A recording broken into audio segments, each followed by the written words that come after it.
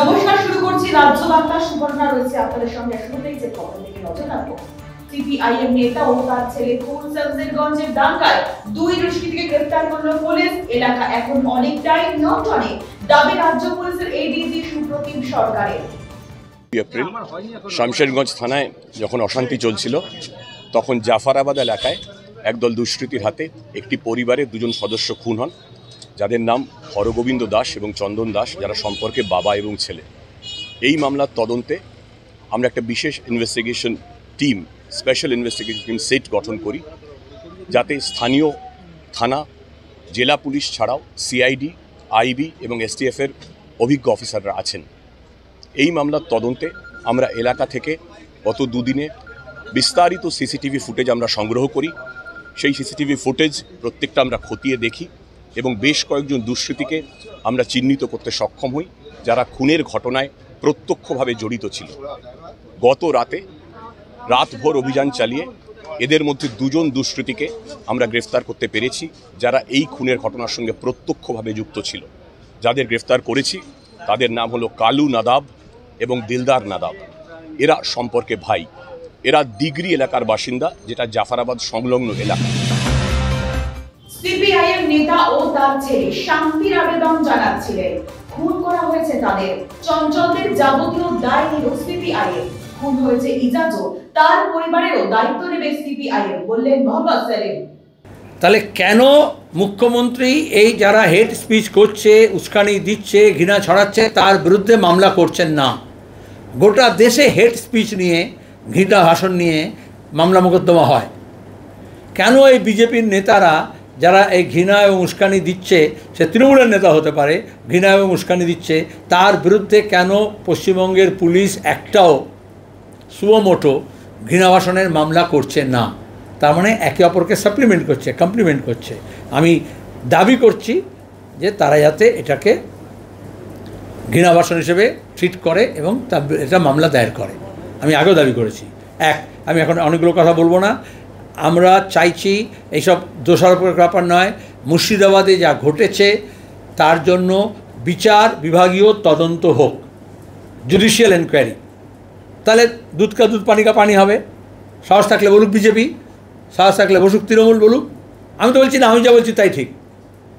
যেহেতু পুলিশ প্রশাসন যুক্ত অকর্মণ্য, সুতরাং তাকে দিয়ে হবে না। জেনারেল প্রশাসনকে লোকে দোষারোপ করছে, অ্যাকিউজ সে বিচার করতে পারবে না।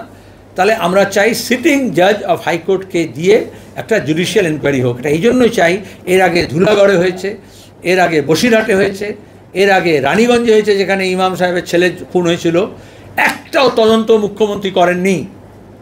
কেন করেনি? তৃণমূল দোষারোপ করছে, হিংসা ছড়াচ্ছে, পাল্টা ছড়াচ্ছে।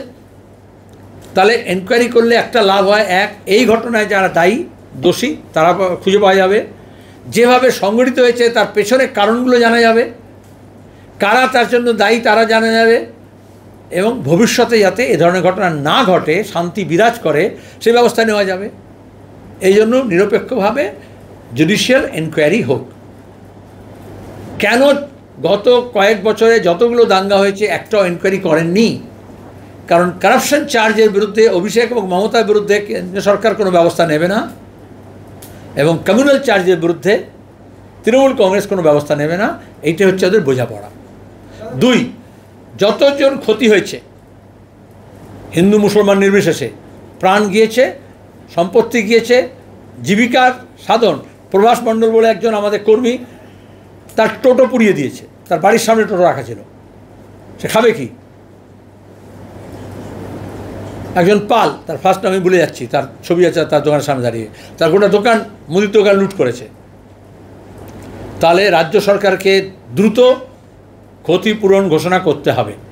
যদিও কোনো ক্ষতি পূরণ হয় না, কিন্তু ওই অসহায় শিশু চঞ্চল দাসের ছেলে, তার দায়িত্ব নিতে হবে। এজাজের বিধবা এবং তার বাপ মা, তার একটা কোলে আছে সন্তান, তার দায়িত্ব নিতে হবে। এবং আমরা বিনীতভাবে বলতে পারি যে আমরা ওই 2 ছেলে চঞ্চল দাসের, তার মধ্যে ছোট ছেলেটা কুশল প্রাইমারিতে পড়ে, আরেকজন ক্লাস 8-এ পড়ে, তাদের শিক্ষার দায়িত্ব সিপিআইএম নেবে। আমরা নেব। 2, ওই মেয়েটি বিধবা হয়েছে অল্প বয়সে, এজাজের, তারও ইকোনমিক রিহ্যাবিলিটেশনের দায়িত্ব আমরা নেব এবং আমরা মানুষের কাছে আবেদন করছি। হাসপাতালে আহতদের দেখতে যান কংগ্রেস নেতা অধীর চৌধুরী। তিনি বলেন, বিএসএফ গুলি চালানোয় আহত হয়েছেন বেশ কয়েকজন।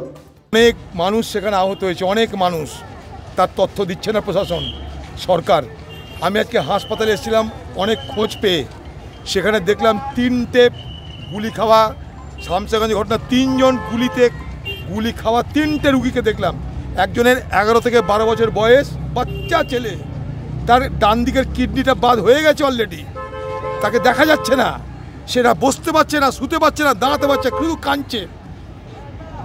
আর 2টো জায়গায় গেলাম, তাদের এইখানটাই একজনের গুলি বেরিয়েছে, আরেকজনের গুলি বেড়া হয়নি। ডাক্তাররা বলছে গুলি বাড়াতে সময় লাগবে।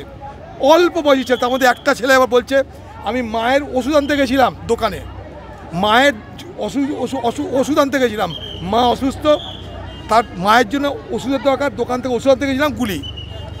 বলছে পিছন দিকে গুলি চললো, বিএসএফের ড্রেস পরা, সত্যি না মিথ্যা কেউ জানে না। 3 জনকে দেখলাম যারা হাসপাতালে চিকিৎসাধীন। আমি আজকে সকালেই বলেছি আপনাদের যে বহরমপুর হাসপাতালে আছে, কেউ কলকাতার হাসপাতালে, কেউ নার্সিংহোমে, প্রশাসন কিচ্ছু বলছে না। অনেক বেশি মানুষ গুলিতে আহত হয়েছে, জখম হয়েছে, তারা মৃত্যুর সঙ্গে পাঞ্জা লড়ছে। আপনার দয়া করে দেখেছেন বাচ্চা ছেলেটাকে, আমি এক্ষুনি দেখে এলাম, 12 বছর বয়স, সে কিডনি বাদ চলে গেছে এর মধ্যে একটা, তার যে কী কষ্ট কল্পনা করতে হবে না, কী করছে সে বাচ্চাটা। এখন নানা রকমের লোক নানা রকম ড্রেসে এসে বলছে আমরা পুলিশের লোক, কী হয়েছে বলো। এবার হাসপাতালে যখন চেস করছে পুলিশের লোক, তার আইডেন্টি কার্ড দেখাতে পারছে না। গোটা বিষয়টাকে ধামাচাপা দেওয়ার জন্য প্রশাসন কিন্তু নানা ফন্দি করছে। মুর্শিদাবাদের মতো ঘটনা যাতে রাজ্যের অন্যত্র না হয়, সেই জন্য বিশেষ ব্যবস্থা নিল পুলিশ। হাওড়া, শিবপুর, বীরভূমের সিউড়িতে স্পর্শকাতর এলাকায় রুট মার্চ করেন পুলিশ কর্তারা।